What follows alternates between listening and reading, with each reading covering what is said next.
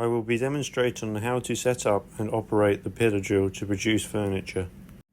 Here are the specifications I am making to and the cutting sheet, so I know what materials are used for each component.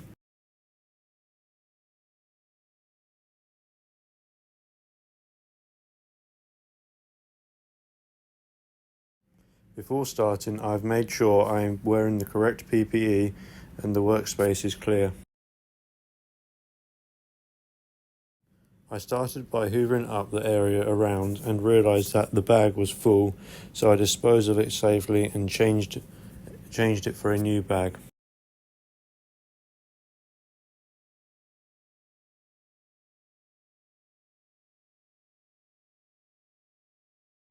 Once the workspace was clear, I needed to change the cutter to 5mm in diameter as per the specification.